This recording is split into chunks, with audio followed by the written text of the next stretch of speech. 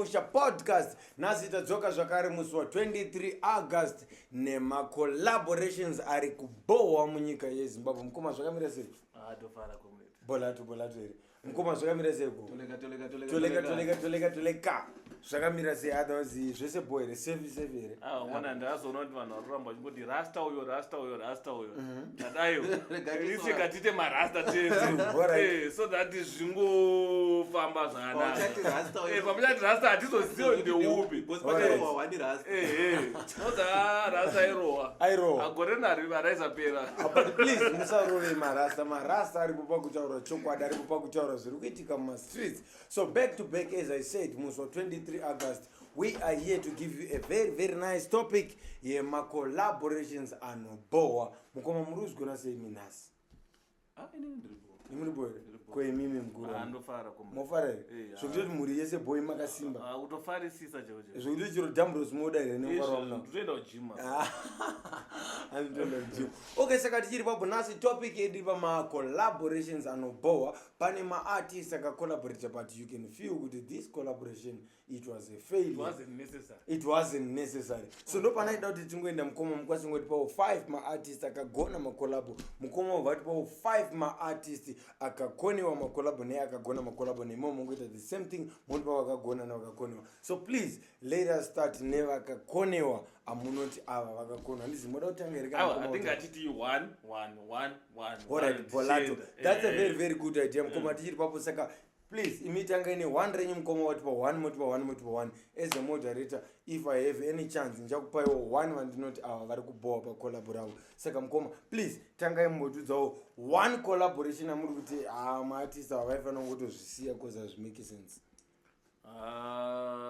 Collabora sei colors na Manchester. Songa cheno mbonzicho.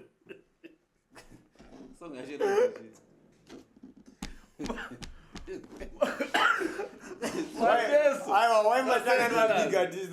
Mira menoze, why matanga na big artist? Kumba kwenu, komongo. Asima pig kumba kwenu. Kumona violence.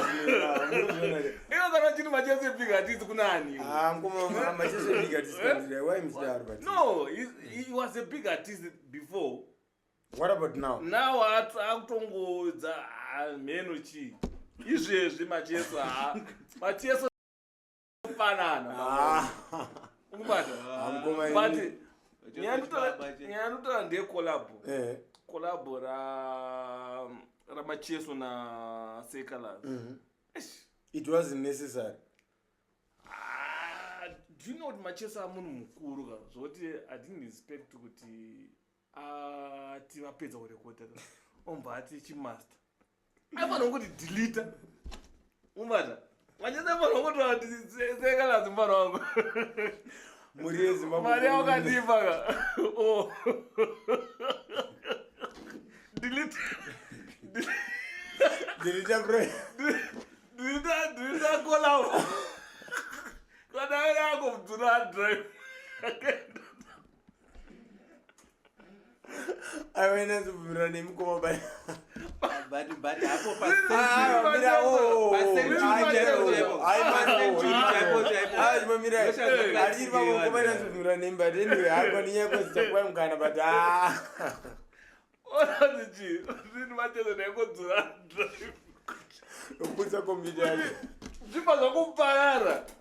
Auna collabora kadaro ndara.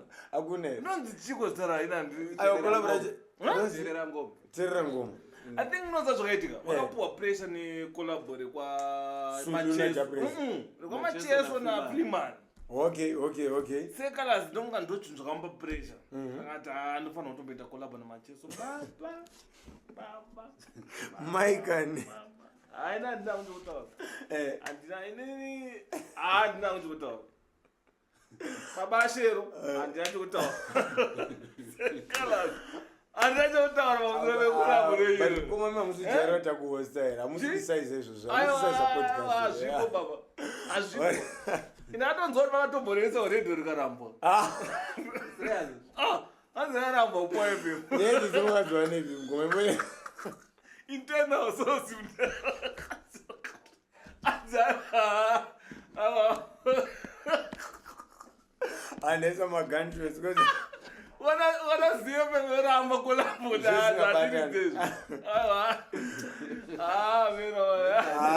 handizvipangu maybe mukoma vateerere baba Alec Macheso but Anotaura collabo. intora kolabolamusiruteerere kolabovanoramba kuredhiyo wamborinzwa timonizwa wanjera ukanzwa achimbo redio aiwa handisanamboridzwa akatoramba unzayo aiwa hazvibudi umana ndemodhilita alright saka zvakanaka tichiri papo mhuri yezimbabwe mukoma vatipawo munhu wavo tichiri papo mukoma pizza timboka kwamuri chimbotipawo futi zve1 collabora muri kuti iri rinobhohwa this wasn't necessary to be recorded chimbotipawo 1 collabora muri kuti iri no sezvataurwa mukoma vati Macheso naSekalas anyway chonosingabvumirana nazvo since semunhu asatanzwa song but chimbotipaiwe munhu itimudza zvofamba sei chikolabo chavabarare namaititi ndechekumama ndarakolabora rakafamba kareva rakafamba kwamuri kuko rakafamba kumba kwenyu abdare muri chida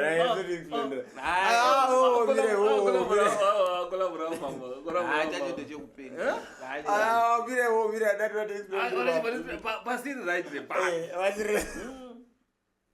cause maititi ndozava chigona maititi avagoni zvavo but ipapo vakatry according to me vakatry I don't know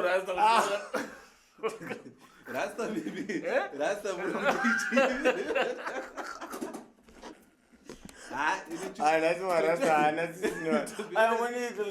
imi why muchiti baba harari namaititi vakagoni aimbondudza imondipaiwo mareasons why chinoitika chinhu ndechekuti pane kunakidza kwesong as number 1 right then kozoti kudiscover because of covid nekuti vanhu vanga vasina zvavari kuita vanga vasina music yavari kunzwa hapana zvaifamba then vanhu vari mucovid papabudiswa chisongo chobva chapushwa nananashi chisongo chikaramba chingotendera end up chaunza zvafanira kuti songo yamutukudzi naningi anonzi nawingidi you see that song yakuti ndanzwa mhere kurira yakazonakidza nekuramba ichiridzwa mabig artists manekuzoramba ichiridzwa Oliver Mutukudzi aita kunge ari kubheka aitongobheka it was baking only according to manzonge munhu mwana sikashandiswa payabheka ndinonzi art pakashanda art yes anditi but iart yakashanda kuvanhu vane mbiri cause unomboza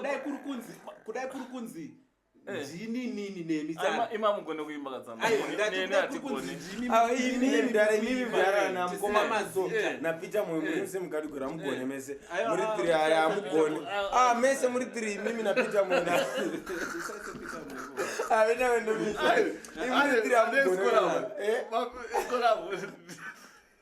tisaisepo papo listen now iripo ndeyekuita kana kutarisa maartist aiwa ndibotaurai kuti tipakolabhora maititi nababara yes pakapaswa pakaporongwa nepandopatira kunzwa kuti muti ki here autotune here kwetoti ki kana autotune zvakaimbwa here zvavaimba zvacho kwandiri inini as inini itsvina yeukucha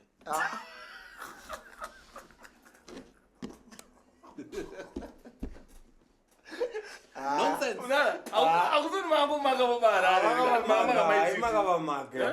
rarambowamaka right ko maititi baba rarambowamaka maititi nini problem ndeyekuti nini chihure adona light mndana musaise mafeelings yo pamangoma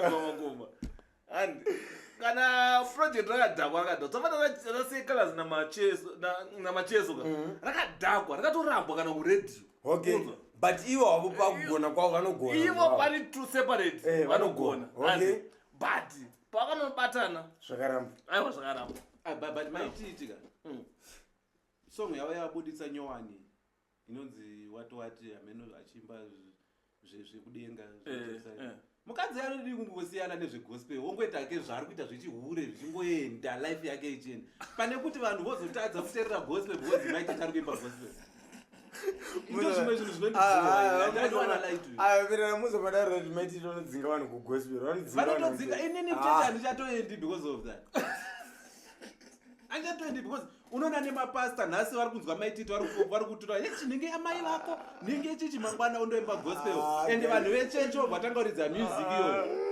vatikangana zvataura nezuro. Mukoma, this is according to you. This is not according to podcast. This is a host. But collabo yakaita hake navo Harare. Marara. Next. Azvinoziva futi. Ora tikati iri papa Mukoma, tipewo number 2 yenye yekolabo yamunoti iri. I believe this is the worst collab ever. And not Which one is Raisa vanrotoitiwa, vanotosangana from the best place. Muza mandara. When Vanchoga na AY Pro. yakaitwa here? Oh, iwona izere. Yakaitwa. Bekuti Vanchoga AY Pro. Mira. Yakakona mas. Wakolaborate. Iwo msenge musikali collabora Vanchoga na AY Pro. No way boy. Yakakona mas track iroro. I think that was useless because Sirinena and Risi. Chi? I think that was useless because Sirinesa and Risi. Vanchoga. Muza ndati Vanchoga na Ayopo, I'm a god. I'm a god. Vakaita collab. Mas, dinoviro taure chokwadi. Iwe, isa Vanchoga. Never come anave kwa mziti. 334 views. 4 years ago. Hot water and Milo. Guna, here we go. Amzadaro Vanchoga boys. Amzadaro boys. What the problem is? The problem is my manager. Umana uzimanager. Alana manager. I know manager sekuru vake. But waipoya chakarira but nguva yacho waipoya Vanchoga. Vakarangwa imwe chete yemu lockdown. And lockdown every chinhu chese chawaita chaikwanisa kuentertaina vanhu vainakirwa neyo. And ungava upenzi ungava pro. which means iri benzi rekugana.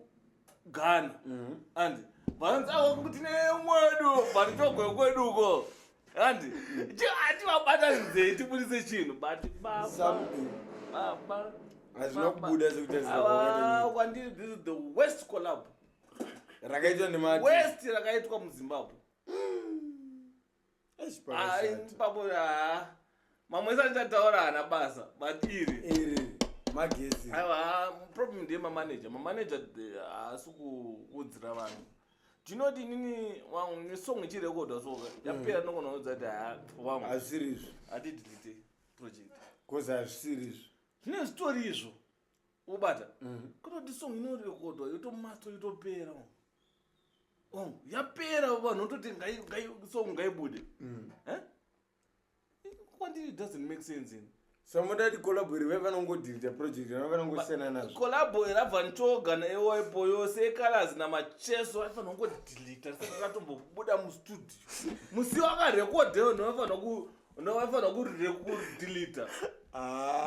Okay, so ladies and gentlemen, ndichiri papo not forgetting zvakare vana Saura vedu ndati podcasting echendera mberi varipo veCharleston Principal number 1 for tracker in Kempton Park. Not forgetting zvakare kuti iriko kuZimbabwe kuHarare opposite Herald. Not forgetting zvakare vana Saura vedu vemanjenjenje toes kune vaya vanoda kubatisa zvinhu zviri kuenda kuZimbabwe zviri kuenda kupi varipo vemanjenjenje toes. What we are going to do, we are going to pin their number ku comment section. Please kune vaya vanoda rubatsiro from these two companies that ataura, please just comment, can I please have the number, and then the number dzichasendwa kwamuri ku comment section. Saka Mukoma piso chiri papo pamuri chimbotipawo number 2 yenyu yemaartist amuri kuti collaborao rinotobohwa, project raifanira kungodeletiwa, or the project wasn't necessary, or the project wasn't supposed to be recorded at all.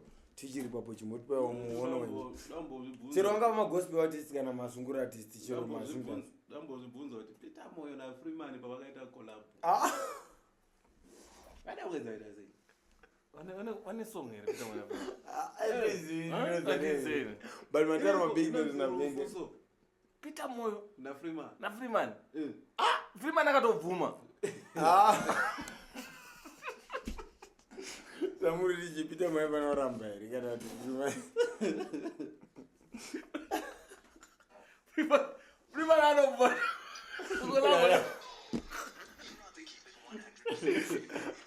man. Zvomudaura zveexist here. Atimosembla hii munibaiwa. semulai matarwa necopyright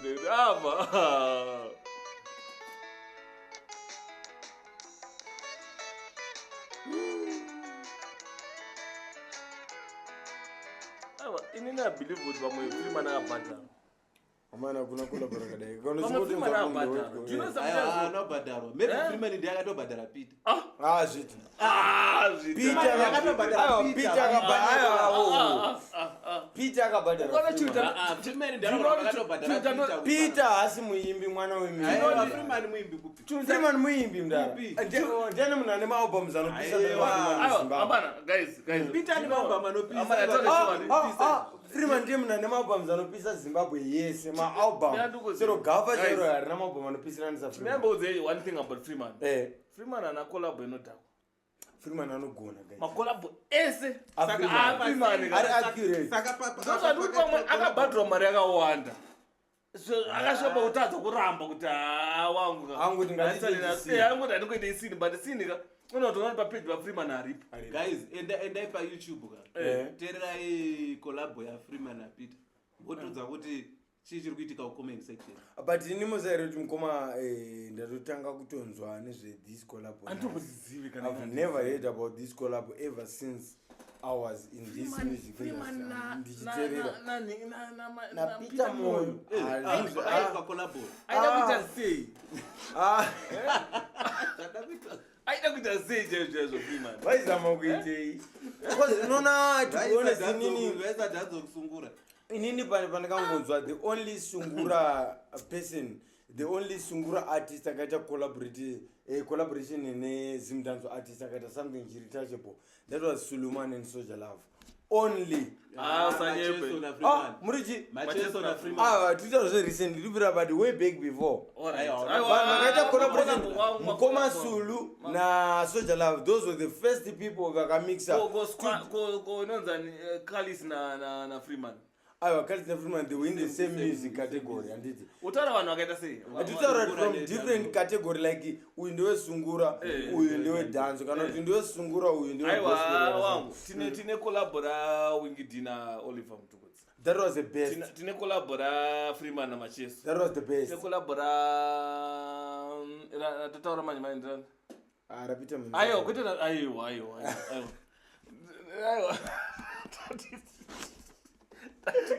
Suleiman na Soldier Love. Those were the best collaborations akaitwa. Tine rimwe here. I don't think it now. Totra my best. My best collaborations akaitwa. Type music yakasiyana. Yakasiyana akasanganiswa akaitwa something. Macheso na Beata Mangete. That was the best. That was the best. That was one of the best. I think R4. Pakagoneka mwe papo. Papo pakagoneka mwe. Tinani ngirikini Japreza na Amara Brown. Pakagoneka mwe futhi tekarinzwa. But music yawo yada unofanana. Japreza na Amara Brown. So pane ma similarities ariko. Zesa dziri fast. Yeah, that but at least you know zvakada kuningi even Kilatina Japreza. Kilati unoiza song ya Kilatina Japreza. Ndikuti chizve Kilatina Japreza. That was the best song. That was the best. Kilatina Japreza. Tinoda visa hondo sevanhu vatema. That was the best song. Yakaridzwa song yamunomuke munhu pake takaiteerera zvekutorevesa. Ndengire mashebati matezi acho. And Japreza nekaya kanokwira masista kuchecha. Sebastian Makacha. Rinenge rakateererwa Sebastian Makacha. Ndiri kuti chiro. But I don't know about it. Japreza na Sebastian Makacha. Yeah, that one was a good collab. Morisa. That was a good collab because I believe it is Sebastian Makacha and Japreza, they are both good. Japreza na Abatu wa Jehovah. That was a good collab. Even Wingidi na Abatu Jehovah. That was a good collaboration. And then he said Kalas na Mambo Tutere. That was one of the good collaborations. Mambo Dutere varimo mura. vakapera mambo. Mire ho. Mire Mambo Dutere. Akapedzwa ni. Mire ndize ndatonzwa kwa muri mimi mukapera. Mambo Dutere kwandira vane album ri kubuda recently. Vane album ri kubuda Azizvo zvakapera. Havana pera vari kubudisa album. Vanopera zvekuti izvozvi right now izvozvi Dutere haachadedzi. Alright guys, mira ngupa example. Zvafana kuti Mukoma Sulumani Chimbeto. Vane album ri But vanoenda mashoka. Dutere vanoenda mashoka. Dutere hanana show yaari kuitawo. Nokutopera kwacho. ndoshamisa kona musi mari mwezuro achiramba kuenda kuuk iko kwanga adededzwa audzwa kuti nokupa mari kana wasvika ukona promota kuti nokupa mari wasvika which means the trust issues baba. Itsotsi. But for me, to be honest, for me, according to me, Mambo Dutere is one of the best gospel artists. He was one of the best. No, not he was. To me, he's still one of the best. Kana kuru timuti asisira. We still have this podcast. Tokwanza to discuss after this album. Tumonzwa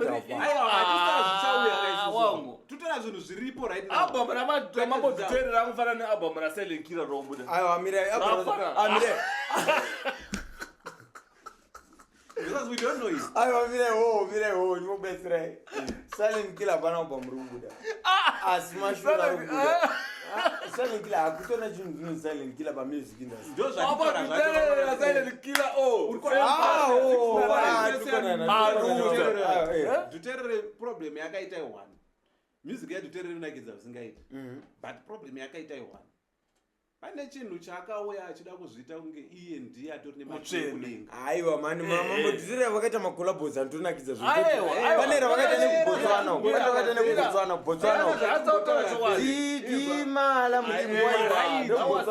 Dutere chamupedza right now. Vashai kuti akauya. But moyo mchitwa pera. Mambo Dutere Why mchitwa pera? Inzwa Mambo Dutere zvakaita akapotra image yasiri. And akada kuita kunge zifu vanhu vari kuti vane vanhu vaitoti mimi hamusi muri wekusaidi kwenyu handi.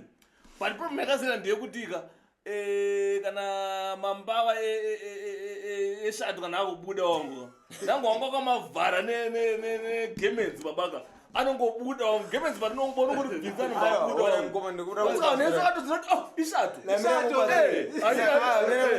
ndangobvunza something. Saka muzamuda kuti Mambo Dutere aito hide his original image here kana problem no inzwa Mambo Dutere zvakaita neyakango yakaimbira vanhu akasiyana nezvokukomenda but aikomenda as if iye mutsvene kudarika vamwe ubata ndo problem yakaita but why is it munhu anoti wandotera vanhu papodcast nomunhu anoenda kusaisa aiwaisazi kumusaisa tora zvakaitika chokwadi ndechekuti akataura zvinhu zvaasingakwanisi kutsigira uri kuona kana uri murume uri murume chinhu wani chatofanira kuita uri murume chekutanga ukana baba vako vakamitisa kunze usavatuke usavatuke yes mira namai vako but usazokondema mudhara wako kunge stupid kunge chichichi because you are men even ukatona baba wako aita chihure adzi siyana nazo itoenda pasaidi chitoenda kuenda chitoenda naye pasaidi kuti mazobhayiza unoti mudhara wako aita chihure wobva watangati mutaka mudhara urikuamai uri kuona rasta rapo rasta zvikanzi nhasi abatwa achihura tinomamisa totomamisireabatirwa uri kuona nhasi obati kura kwakadhimurovera ikoko tomurovera kubatwa kwaikura kwakadhimurovera ikoko ari kushoresa varume isusu kuti the next time yachaonekwa isusu nemukadzi wake saka vachifurirana yes but chinyandokodza ndechekuti usatuke baba kuti tichiri papo back to back tichiri papo muri kuti here Mambo Dutere vakatuka baba vavo amubvunzo kana usirayotitaura kuti Dutere akapotra image yekuti mutsvene asasiri mutsvene asiri mutsvene Dutere dai akangoiwe yakaimba akaita iyo music yakainakidza before manuwere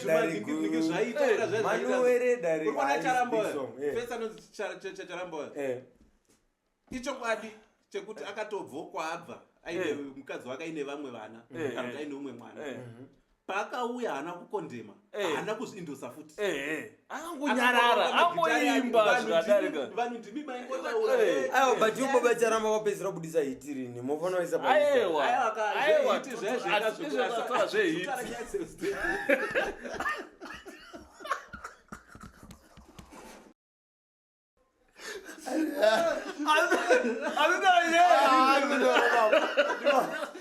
ndakatazopinda denga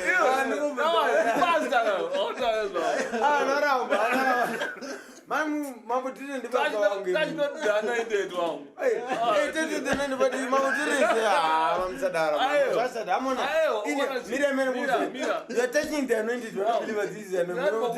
indeti wangu ndakubata babachana mamutare amona apa kutamba kwacho kunoona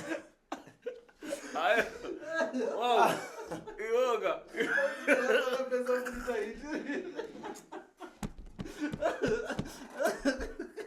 kozoti munhu akubvisa hitiri zvine basa rei panyaya yatutere ndabvunzana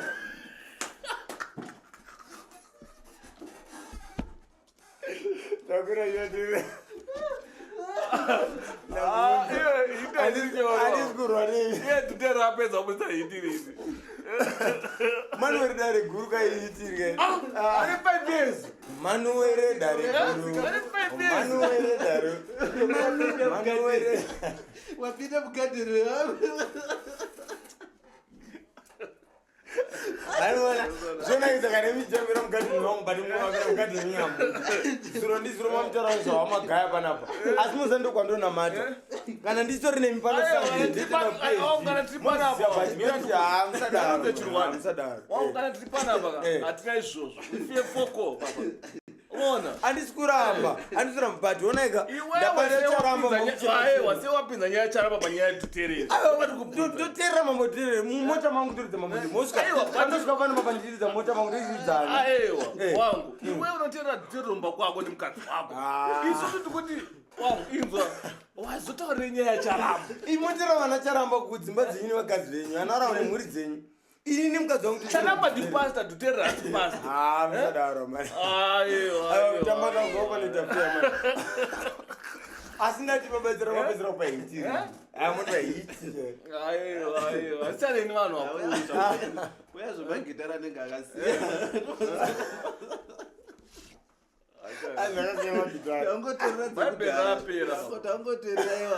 aripedza bhaibheri akarisvasvanga akaripindudza rapera manje bhaibheri woimbei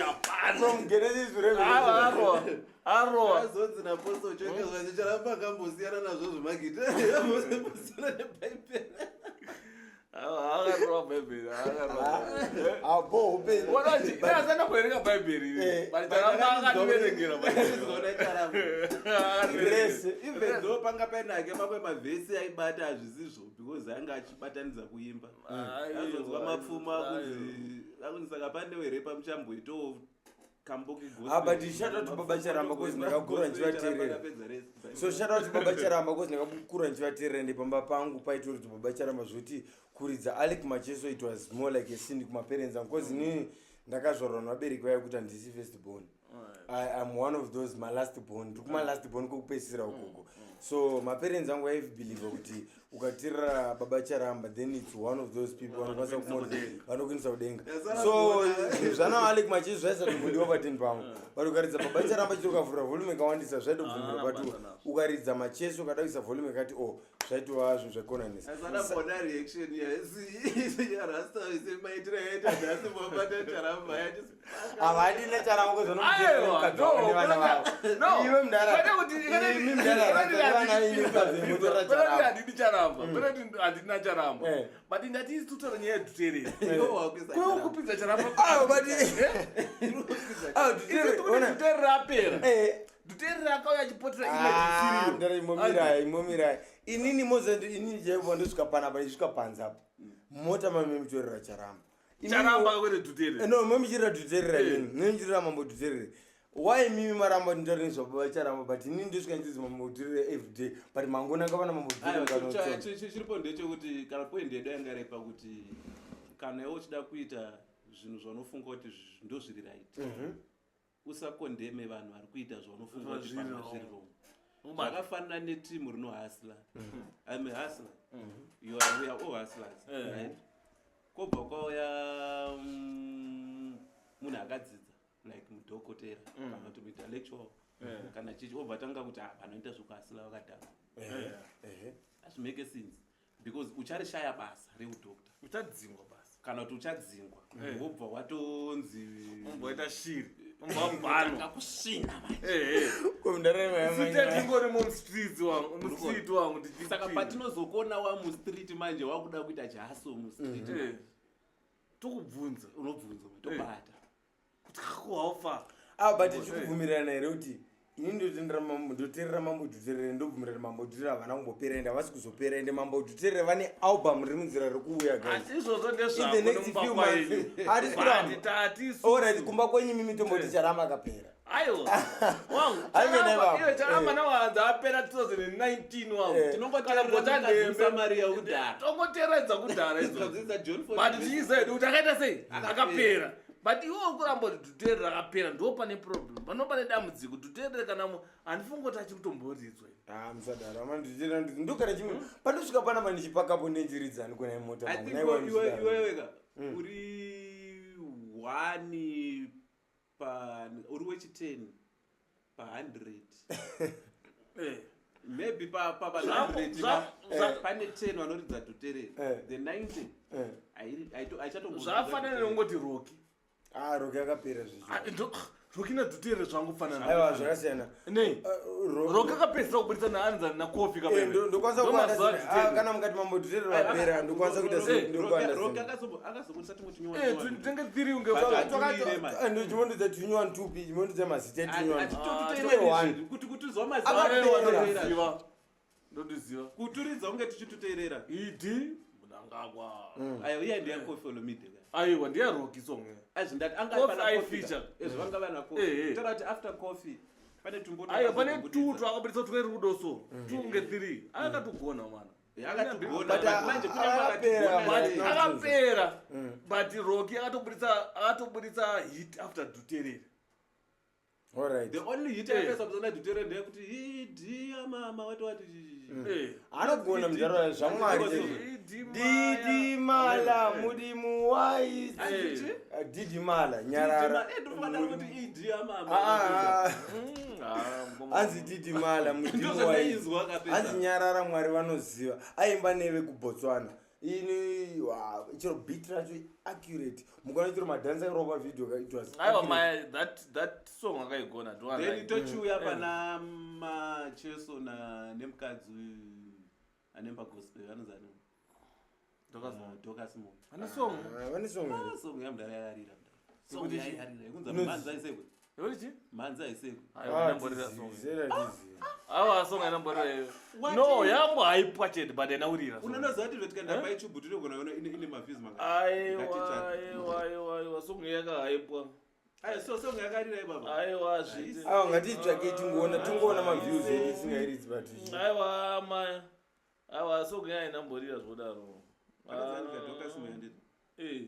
mamudhirira anakupera 1 year ago aiwa ina many views 857,000 aiwa kuri inzwa yakahaipwa song but kunakidza inakidzi unonyatsa iziva ere song ndoiziva kuti manza isekwe imboiridza aiwa chimboise 1 second podcast inonwa nekopo aiwa mana kuningirikina kuna podcast ndinozwi chiu kuYouTube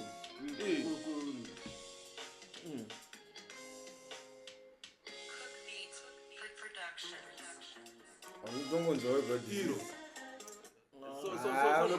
inzwa noimba kadaro ane noise this was a failure aiwa kona mukadzi anonzi Dokasmo problem yaanayo ndeyekuti chi masongs ake ese anotanga arimba 1 song key yake ese masong kunge 1 song ndo problem yanayo mukadzi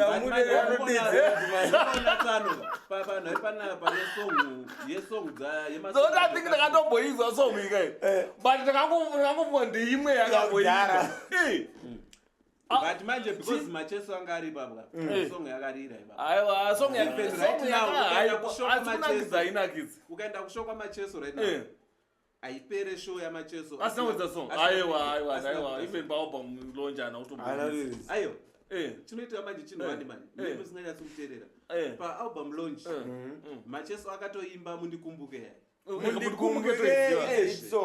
that song yekuti mundikumbuke key yacho iri panamhanza aisepo saka pese paanoita live show ale macheso right now akaimba that song inonzi mundikumbuke panenge pakunakidzwa kumbaipa unozonzwa Barnabas akutanga kuimba but isusu tiri kuti vanonzi vadhokas moya vanongoimba 1 key pamasongs ese apa vocal racho inonzi backing vocal rakakwira rakadongera kutoenzana nelead vocal ingori noise dzega dzega hapana ibalance vocal chandakaona pana Dorcas Moyo chino ndechekuti akaziva target akaziva nhingi yake fan base rake ndobva atargeta vanhu vaakatargeta certain people yes yevanhu vaaita sei Dorcas Moyo akabuditsa song nhasi vakadzi vazhinji vaya vanoswera varomba vasingaite mabasa vaya ndo vanoteerera nevakarambwa nemunhu ari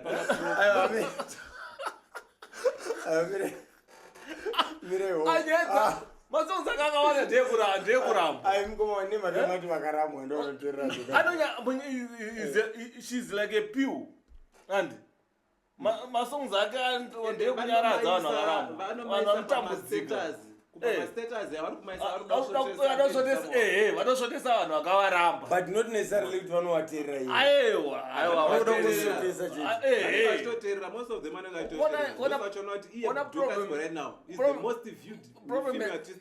nevanhu vakaramba especially vakadzi vakaramba especially women chinhu chandakaona nevakadzi vanenge varambwa ukaona mukadzi akarambwa achiposta patiktok achiposta achidya achidi that's what she can afford hapana chimwe nyunji anokwanisa kuita mupenyu wake unze kwaizvozvo kusiya kwezvozvo and unze kuti atenga jini atenga chii ukatotarisa life yako atasaura mwana wake chaiche pamwe atenda kuchikora asina kana apple urubata mulunch saka vanhu ivavanhu vanotora masongs ana Dorcas Moyo vachiposta kuda kuti inini kana ndiri ndakakuramba inochiona ufungwa za life yangu anononge life yake irikufamba bho chanoda chinhu wani ndechekuti kusimba vakadya vakasimba vakuona sekunge life yavo kuti vanhu vakati ndiri kusimba ndiri kusimba ndakabuda munhamo ndasingachengeti wangu vane nhamo vanhu vaya vaya vakarambwa vaya vanenge nhamo vari kusvina dombo hapana munhu ausvina dombo semasingle mothers hapana muza madati masingle mothers akusvina remunhu vanhu vaya vane bitterness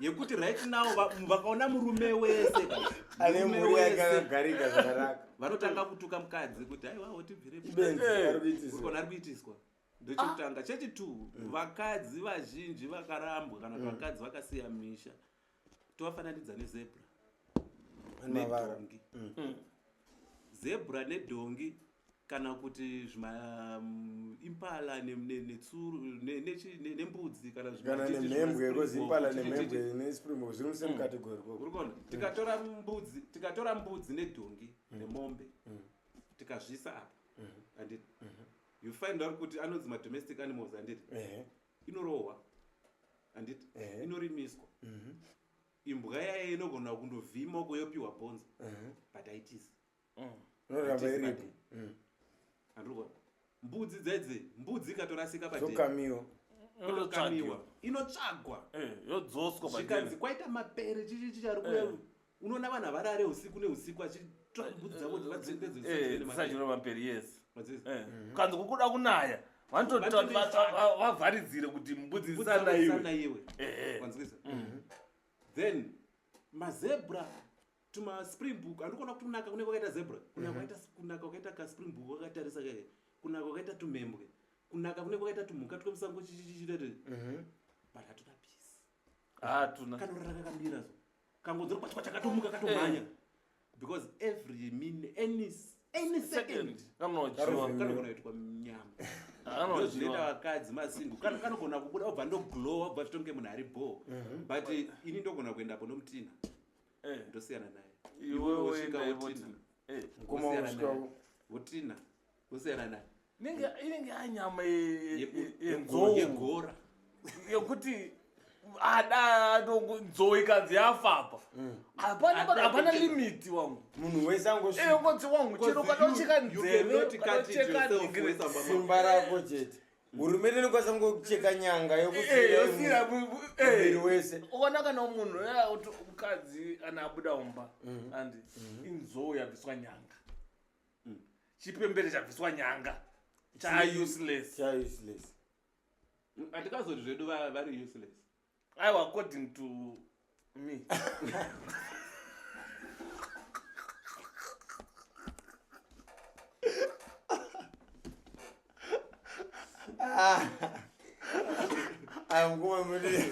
muri kuendapo imukuza madaro here kuti vakadzi vese vakabuda mudzimba asiya marume ndinandikuze ndinoti pane vakadzi vakabuda mudzimba because of genuine reasons and yokuti akakutaura nyaya yake unotina kuti no this is genuine and official vanhu vashoma it's about maybe 5% and then imwe 95% ka ndeyokuti magidha goriya and kana kuti anenge akabatwa nechikomba nototi akabata nechikomba isachi but vakadzi anofuririka and zvokuti anotofurirwa neshamwari yake kutoita zvimwe zvinhu and otozaramba munhu mani ndikurarama life and otoramba munhu ndivanhu vatikutaura ivavo vekuti haana kubuda pane mwakadzi otoabhuswa andinotonaso zvona kuti munhu ari kuabhusa kurohwa everyday atotasei andi munhu iyeye unogona kuti hanangu iri system yangu unogonanisa kuti wanguita chi life yako andi unopedza watokuvara andi tsvaga peace andi ubata kwete kuti umwe wachindudza kuti vanhingi havanodzoka mumana 2 everyday vatenga chikafu here vatenga chikafu vabhadhara school fees vabhadhara zvimabhills mamwana ubhadhara nyaya kuya na 2 am ndoyoga yatatobudomba ende chimwe chinozonyanya kundivhiringira chinhwani ndechoti murume wari kuti apinde mumba before 2 haana kubasa wanoenda unoti nditicha kana kuti ndiani ndihasel amfana kunga tori panze natwipa pachizama kubatanidza vanonge vakarara vanhu mudzimba vari pamatiktok nechi ukaona mukadzi afarira tiktok stack kwete kutofara tiktok hakuna kuipa but stack kwekuti you are doing anything for likes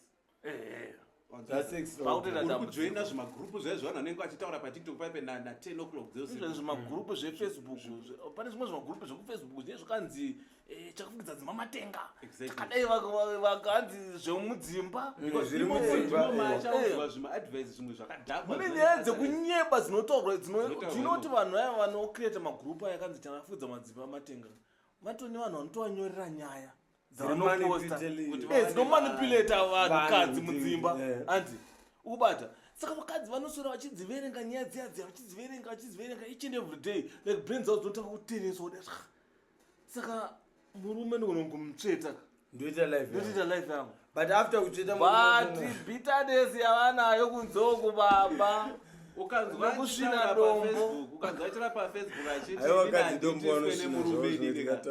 ukanzwa achiti nanditiswe nemurume pafacebook baibai dziri kutomushaya murume nechomwoyo chaimoka ari kutodawo wake chekuti ndikazonziwo ndarwara ka anondipepa because ndaudza chinhwani mwana chechecheche wakazvare mwana wakazvara samutruste mazuva ekuti waakurwara anogona kusiya especially vana vasikana vanogona kutosiya mai vototiza voenda samunhu kana kunzi murume wangu haasi kunitendedza kuuya kuzokuchengetai kana kuti wasvika panguva yekuchembera uri mai wasvika panguva yekuchembera wakuda help kubva kuvana vana vanogona kusauya zvichiendera nekuti akarorwa kupi kana kuti akurarama nezve kana ritoriwo joki remubhawa haritoendi because zoti kutouya kokumba ikoko ndokutoshaya mari kuti ndikutese kuchengete you get it saka inhau iripo yekuti vakadzi vakawanda vanotodawo murume wekuti paanokura anenge achimusesekedza.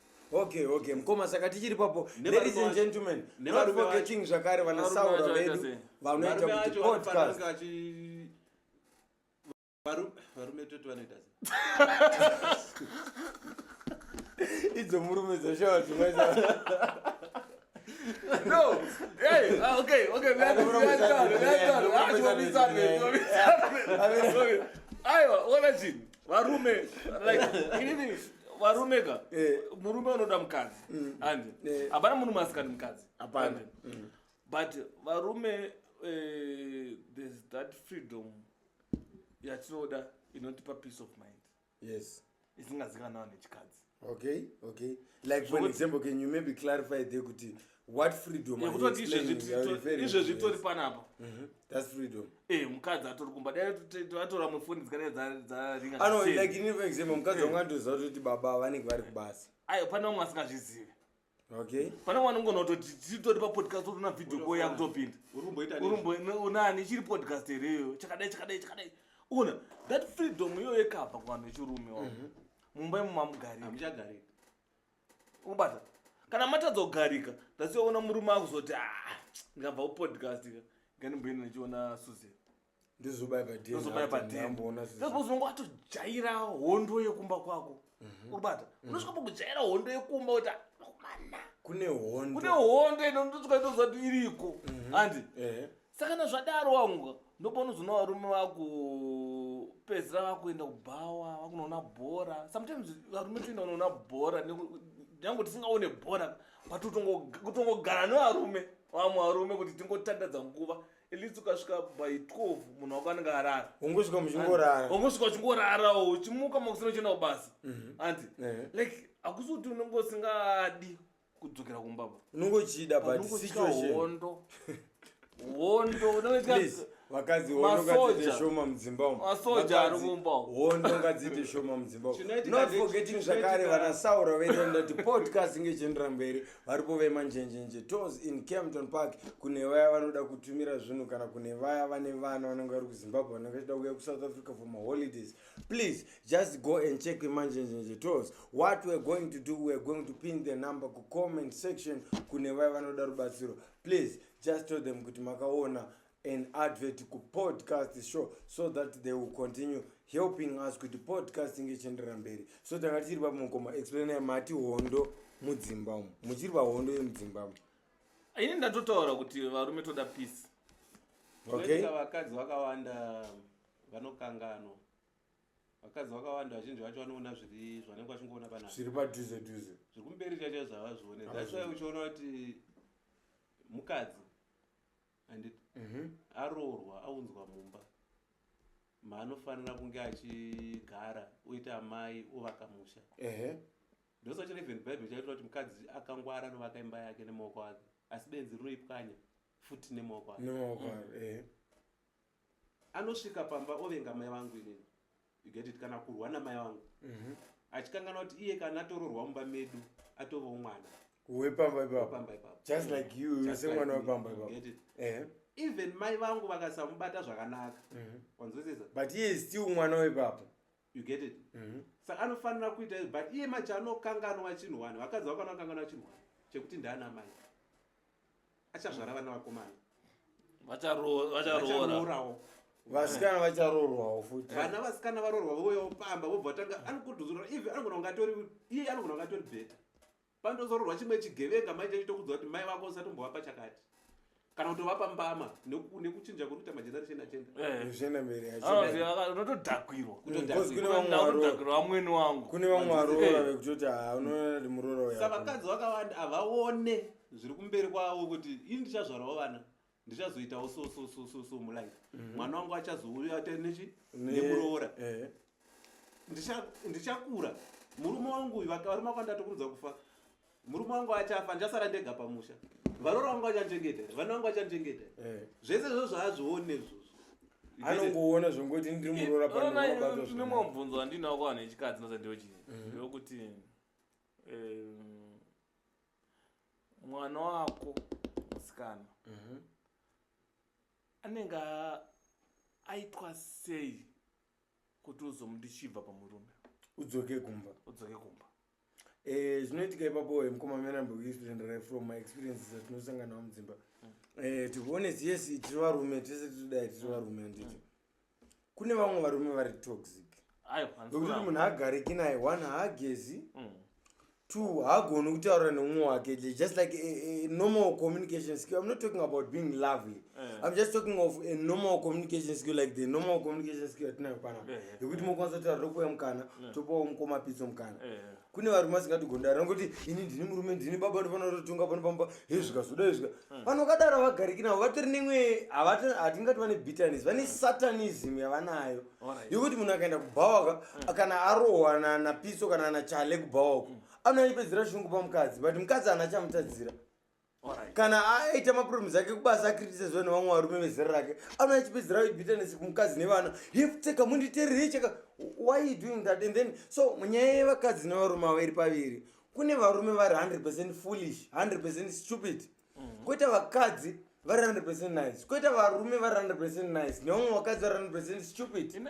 Murunzvisa? I don't think kuti kune munhu ari 100% nice. No, variko pakuti mona chinoita chekuti tikati munhu ari 100% nice ndechekuti for example unokwanisa ngochimwa doro uchiona bhora uchiita zvemahuri but uchikwanisa kurespecta imba yako. For an example inini ndine 100% nice. That's 100% like for example inini ndine mukadzi wangu anditi like I'm married right now anditi asi unohura here ndohura kodo no haya ibasa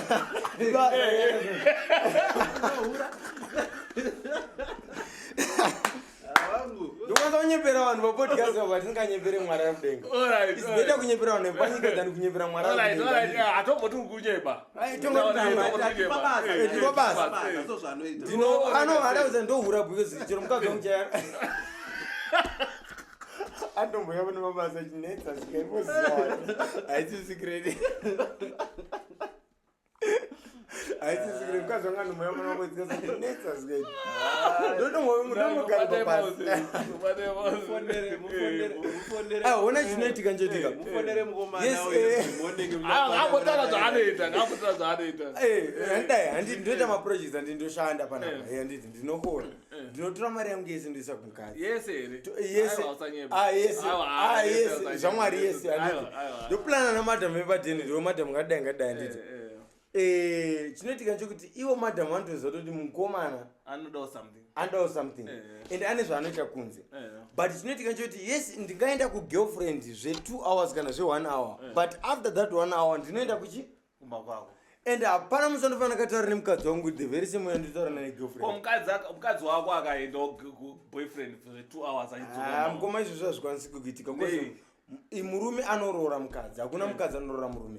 ini ndosika ndichinobvisa mombe kumba kwemudzimai ndichinoroora ndiri kumuoutdata from that family to my family zvorati ndewangu I withdrawed from her family to my family handiti so chinoitika nchoti mukadzi wangu ini chanongozozvidza anozvidza kuti as long as ndiri maivemba as long as ndiri kuziva pini yekadhi as long as ndiri kurisiva mari yese vamwe vese ava ndivana manini zvoiti chero ndiri kugirlfriend ndomuzati wangu mukadzi wangu akafona nyarara chero tiri mumota mangu tachiridza music mukadzi akafona ndingondiridza maive kumba so mukadzi wangu ane that leverage yekuti as long as baba vemba vachiri kurespecta inini as mukadzi wavo.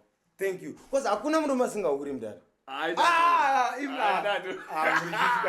hakuna murume asingauri mukoma hakuna murume asingauri hakuna murume asingauri kuhura pai kungwa inini hangu zvekuhura ndakasiya kudhara wona doesn't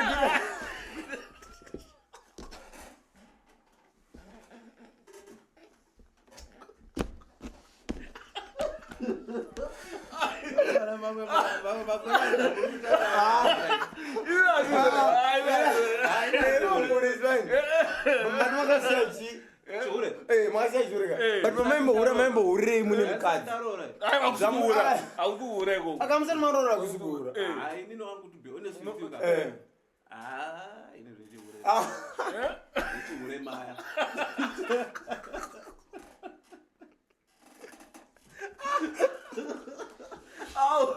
unawega zvavati ari vanokwata pane chinhu Pisa nevamuteve.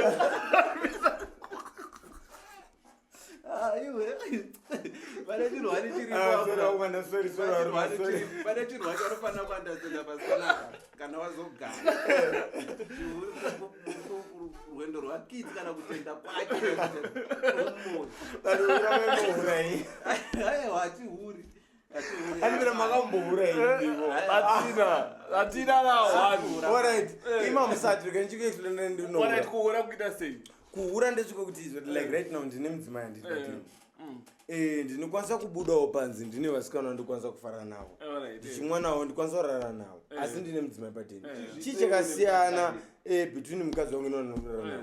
It's because of time, my emotions, and how we handle things out there. So panai pangori ne point yangu ndebe kungoti mai vekumba unozati iwe ndo mai vekumba chikwama chese chinobatwa nani samukoma wangu chimondoziya munotoaudzere kuti iwe uri wokumba iwe aiwa iwe ndozvizivira pamuna muitaura nditoitauri vandozivira vega tora ndisvika padheni kana ndaenda madhira ndikwanisa kuti ora madhamu mari yese ndashanda nhasi makiye motikarawo ndobuda hangu netsoka ndimbonoona hangu bhora kana pafood zone apo and then when anoita chi kana dhirira muri kugeta sense so zvandisamadorera zvoti iye the fact yanozati ndini mai vemumba ndini ndakabata wallet yese ndakatombobatwa ndakamudovingwa pabasa muziva musaita secret ndamudovingwa pabasa muziva but iye chinozomupa leverage handiti anorespectwa anozikamwa kumba kwedu uyu girlfriend ndezvemustreet zvinongoitika ikoko zvichiperera chi hatina respect hazviiti handikamborespecti girlfriend yese yamukadzi wangu hazvitoiti girlfriend is a girlfriend ndezve it's a momentum thing zvinhu zvenguva iyoyo but mai vekumbaka she's the best mai vekumba is everything hai mungambonakidzi udarika mai vemba nasandamboita girlfriend saka don't know zvaruta varumeka makamirira varume vari kunzoko amuure anoramba amuure ndoswera nemiye amuure ndokuzva pana umwe varume vari kunzwa anosangana nawo nenyadza nechinzwa let me tell you something right now even ukaenda kumba ukamuza mukadzi wangu kuti makambobatira babatariro kana one message zvayo anokudza kuti handisati which means handisatfoni munopa here mukadzi munopa here mukadzi timbonzwe papo muopa here maitaro foni uri kuona foni aiwa maitaro ndisvika zvikumavati foni muti here ini mukadzi wangu ndomba foni mukadzi wangu ndomba foni andoshandisa foni yangu hatipobvudze mukoma inini yangu foni ini handipe munhu saka muchione chinobatwa sei kana munozikape mukadzi foni mutemo kuti foni ungaibatwa sababa what's the reason of not giving your wife phone singate munhu abate foni chekutanga inini handisi kuti ndikuedza kufumura mukadzi kuita sei aiwa musataure aiwa tikuda musanyanya kuenda besina ndimadhamu ebadheni madhamu ebadheni havafumurwe ipa example ndine madhira andinoita inini asingafani kungazikamwa nemukadzi chero asina chihure madhira anoita unoziva kana paine munhu anokwanisa kutengesa pasi panapa zvokuti unokurenda ujere zveupenyu hwese mukadzi kana unogona kuurayiwa mukadzi kana unogona kuvengwa nehama mukadzi okay so chakaita kuti nini ndisabate kuti foni yangu isabate unyaya kuti ndine munhu anoita madhiri wakwanzisa sa zvanoita madhiri paipeka unogona kuona message yemadhiri andinoda kuita wobva waitora zvisizvo kwete echihure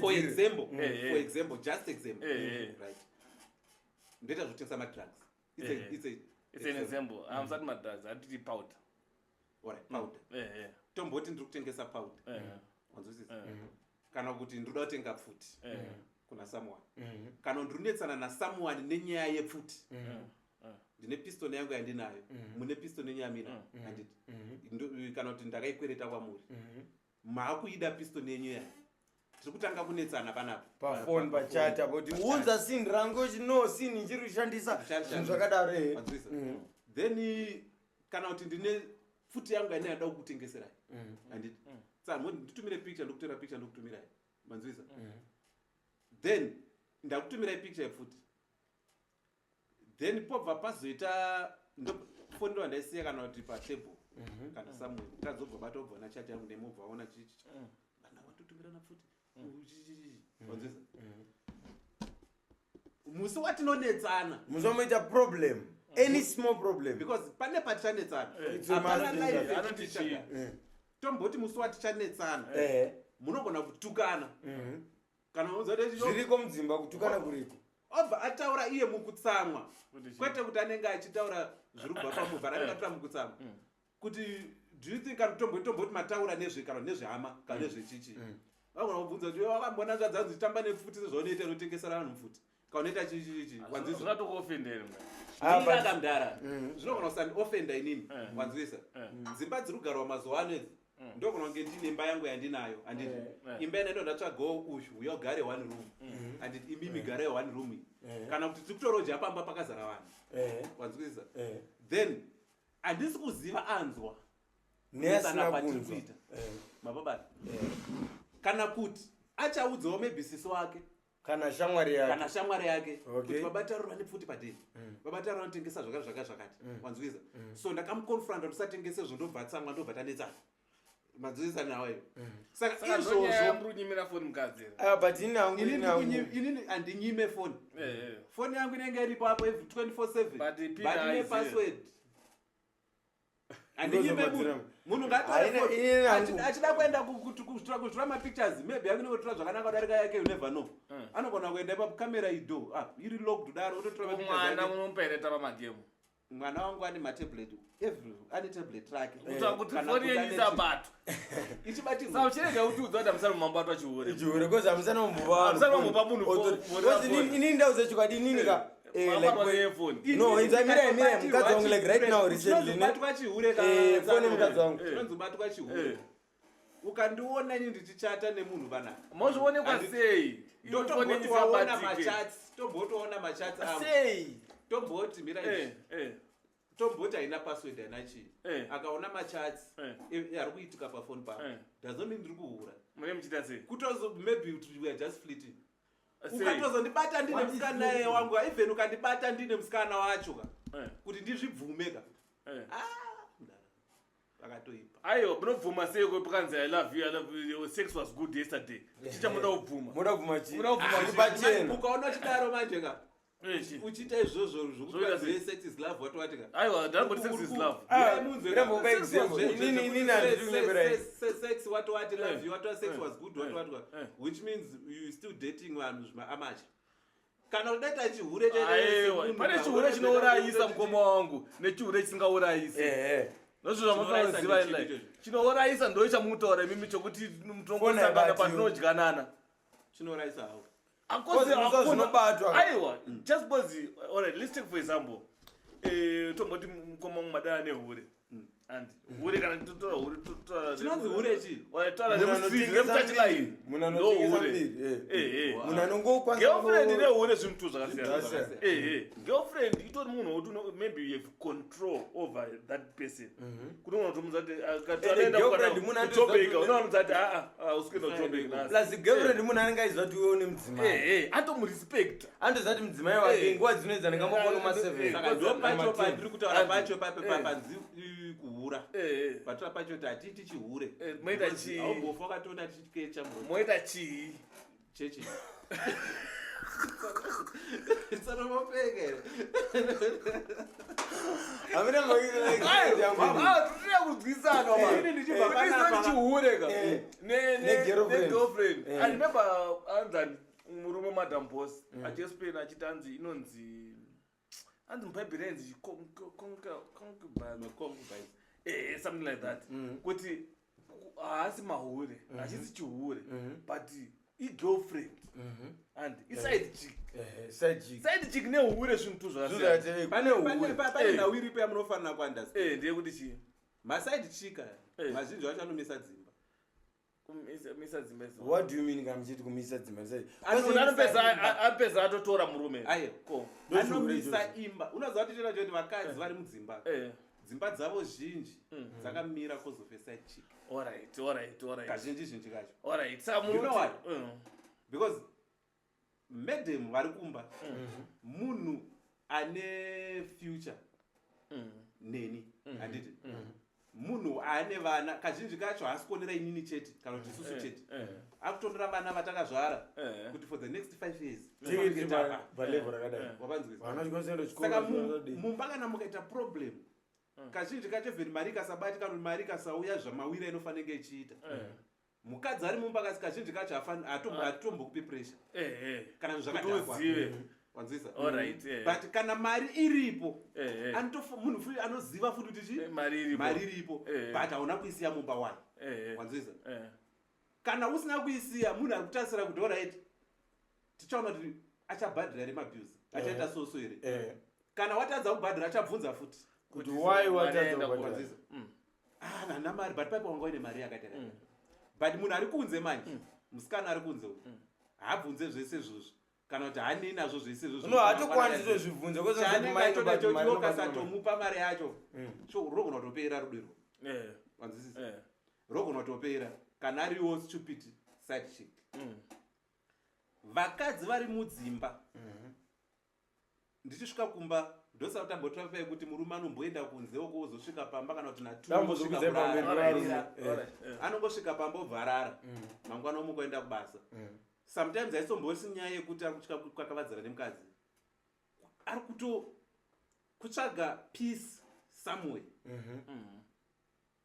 unoziva kuti kana murume chinhu chinonzi murume chatambotrapai ndechoti murume chaanoda mulife make chaiko ipeace rugare murume ndikabva panapa na4 o'clock manheru ndichifanira kusvika pamba inini ndakubuda basa ndokuenda pamba ndikabva panapa ndobva ndambopfuura nepamba pasandra sandra osvika obva ndipa zvese masaji what maybe atoni pane 1 round wanzwisisa ndichibva panapa ndichienda kumba ndikasvika mukadzi akabhipa rapa akatuka uri mbuka munhu richichichi ndinodada ndombopindura ndotonyarara sorry madam chichichi ndotogeza ndotombatorara wanzwisisa why because uyu mukadzi wandiri kubuilda naye future yemusha wapanzwisisa handifani kutombonetsana naye zvaka zvekudaro daro why asi uku kwandabvoko ndapiwa peace pandauya kumba ndasvika ndatukwa ndaita sei ndobva ndangonyarara but kazhinji kacho hazvifaniri kuzoenderera because ukazoenderera maybe even ndiri wrong ukazoda kundiribuka pakazara vanhu waakuruza respect kwandiri the moment anoluza respect kwandiri remember ndine side chiki kunzo gumbo rangu riri apa richidaiso gumbo panze the moment andichafila kuti mai ava varuza respect kwandiri zvadaro alright saka is it advisable kuti varume vaite maside chick alright babo ndine very good answer for you ndine good answer babo ndirampindure mbicha it's advisable alright can you advise your todi mukwasho wenyu kuti aite girlfriend mukwasha wangu inini wait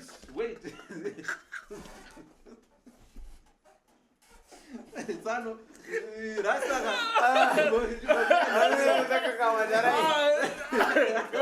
yes or no yes or no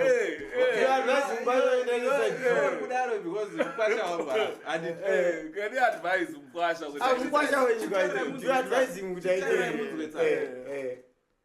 unoziva kuti mukadzi wangu chaichai ndikamona ane boyfriend ndogona mudimbura musoro kana mudiri acid kana kunetsana naye kana kumutema nebanga kana kumuramba pane zvakawanda zvinoitika mushure menge ndabata mukadzi wangu aine chikombo but I'm not saying mukadzi wangu ngasaite chikombo I will never stop mukadzi wangu kuita chikombo but nganisazvibata manzwiza mukwasha wangu ngaite girlfriend muchiri papo but musazvibata asingaite chikombo mutodaerekomba chikamitisa mukadzi wenyu imi mutodaere kuti mukadzi aite ndaramona manyaya mutaura ndaramira ndesemaganshos nyaya yemutaura it has to be highlighted haisi nyaya iri serious nyaya yemutaura iri sensitive zvoti inini handinyepera ndiri munhu ari married ne but ndine magirlfriends but I will never allow kuti mukadzi wangu aite mumwe munhu anocheta naye chero kwa Facebook right now even if I can show you ne Facebook yemukadzi wangu itori mufoni mangu Wait, it's fine. ndotoitarisa ndotocheka video kuti ndiana kutaura who is that zvizviri kuitika foni yake ndobata pandodira chinoitika nchekuti mudhara ada kudze pamarriage handiti musiyano wedzimba dzema-80s nema-early 70s nemusiyano wema-2000s ndo uyu wandoda kuexplaina right now. Please listen very carefully because dzidziso iyi is not for me only or not for you only, it's for the lot of people. Ndambotaura ndakati mai vemumba negirlfriend is two different things. Mai vemumba munhu wekuti unodiscussa naye mabuse ezoti ona madam taita 40,000 todini 40,000 kuti tinge tiri pari nani in the next following. Girlfriend munhu wekuti unodiscussa naye zviri pamari iri momwe panguva iyoyo ngoti wangona ndi 200 todiwa understand. Ini chandoita mirai mukoma tiri papo mirai mutaure kuti how I maintain my relationship nemukadzi wangu.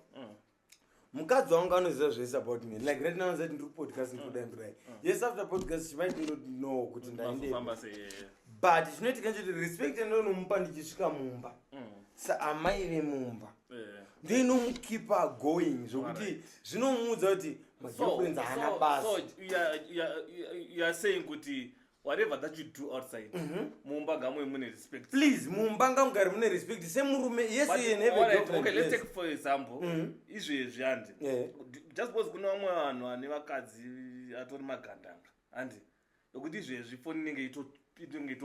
How do you handle that? No, chinoitika nchoti kana mukadzi wako ari munhu anokurespecta ne akone kurespecta iwewo kana uri munhu anorespekta mukadzi wako zati ava ndiye amai vemumba you need to make sure kuti foni yako haibviri in such a way kuti izvezvi tiri papodcast munhu ari kufona mavideo ndikutaura kuti that girlfriend kana girlfriend mukadzi ari kufona ari mona chinhu chinoitika chandiona choti pane inonzi speed of understanding.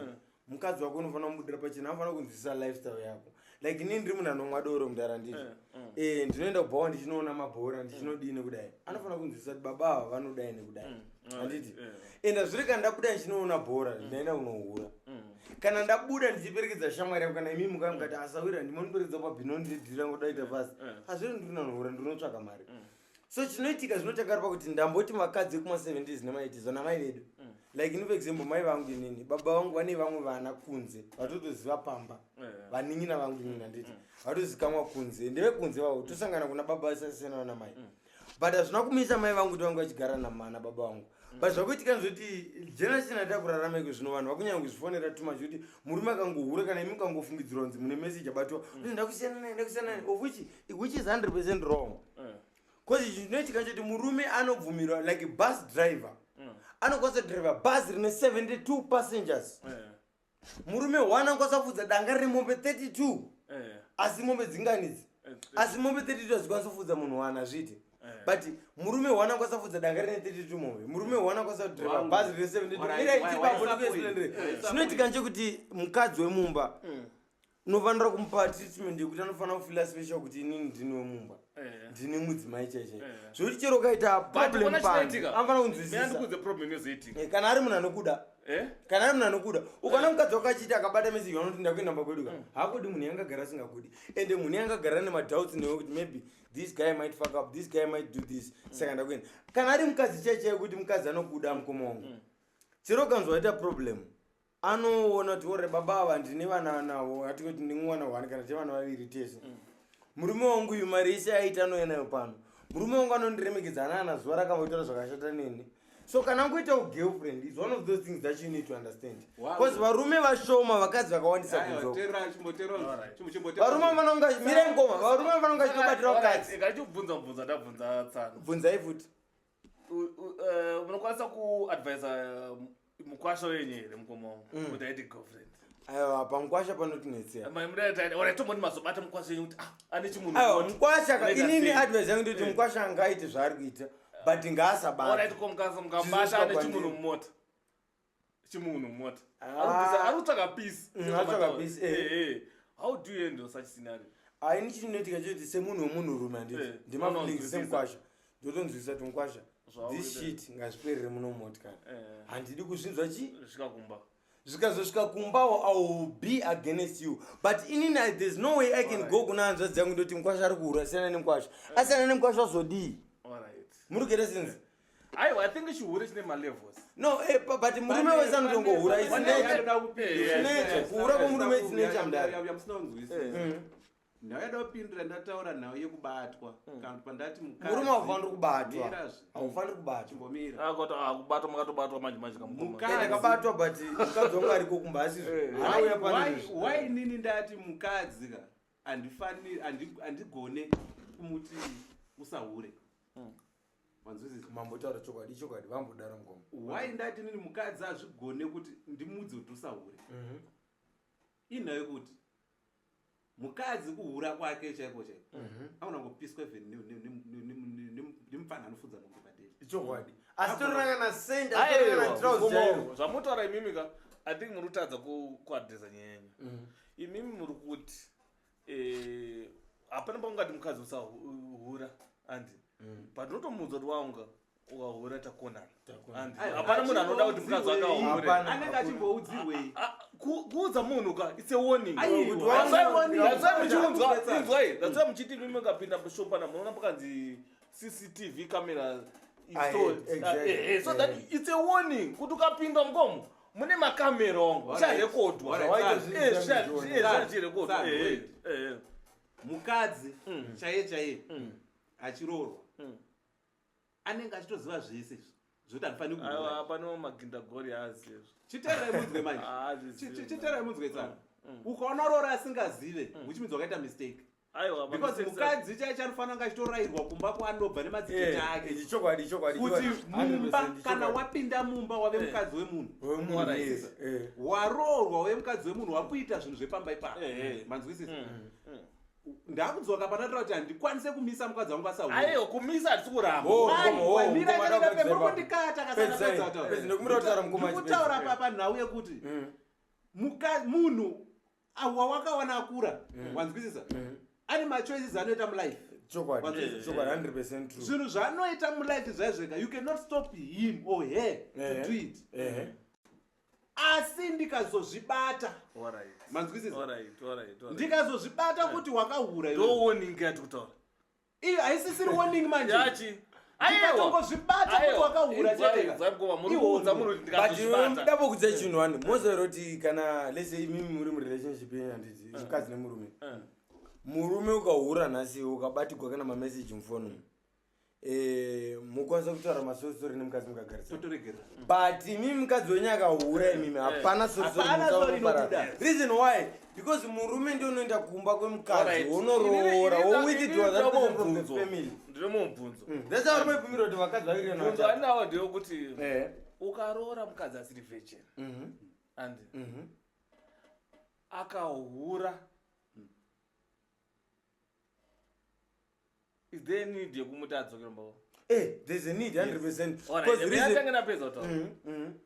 Ukaona benzi richidya spaghetti panza. Spaghetti benzi. Romba rabva pamwe radeidzo pamota. Ivo mbosvika pamone nzara. Umbosvika umbotora spaghetti wakudya. Ande rikadzoka rikatonokora. Unorega kuidya spaghetti nokuti ranokora. Unofanira kutorega. Nekuti ranokora. Sei. Ane maoko akasviba. Aiwa ndoranga richidya spaghetti. Before. Mutoziva kuti benzi rangatodya spaghetti. Zvinoitika njokuti chambokupa chivindi. Ndopagoda kupindira ipapo. And then otora spaghetti. Otanga kurova. Benzi romba radzoka romba ranyandura spaghetti yafuti. Ungazorereka ukazoti benzi radya saka chinzwa zvinoitika. Handiti benzi radya. Rikasiya. Aiwa ndakusiya. Raidedzwa panemwe motikari. Iwe usvika wanyandura. Mwoyo wako watokudza kuti idya zvamanje manje. Ndo zviripo nenzara. But rikazodzoka kuti rikanyandura. Zvinokwanisa kusvibisa mwoyo wako. Hazvinosvibisa sei watona chidya. Chinoitika nechekudaiwa mukoma. Kune varume vakawanda norora vakadzi vane vana vavo. Of which is not bad. Kune varume vakawanda norora vakadzi vasiri mavhizha. Chakashata ndechekuti mukadzi azonorara nemumwe murume ari mumba mako under your control. Zvinoitika nechekuti murume you were meant to control. Man was the first creation in the Bible. Ndosika imimi mukoma makanoroora mudzimai wenyu haana sendi rakabvisamba kwenyu. Yese mari yakaendesamba kwenyu mari yamakashanda kwenyu. But imakanobvisa mombe 10 mombe. Mukaunganzwa nababa vake kana mai vake vanani mukaunganza munhu wese muchiti ndakuroora munhu. chinoitika ncho ndosika muchona madzibaba edu isusu kana mukatase like inini for example ndakazvarwa kumhuri kuti I wasn't a firstborn as I said ndakazvarwa wangu 96 but I wasn't a firstborn ndine vanin'ina vangu vandofarira singe like Bella anosvika panapo. That's my young brother, but we are from the same father, different mothers, but we love each other because we grew up together. And hazvina kumisa baba vangu namai vangu danana nekuti baba vakabuda vakanoita mumwe mukadzi kunze. Murunzisa murume aitobvumirwa kutorora vakadzi vaviri kana vatatu. Mukatarisa muhistory chaiyo yeZimbabwe vana Shaka, vana Lobengula, vana Mzilikazi, vana The Rose King vaiti vana vakadzi 10.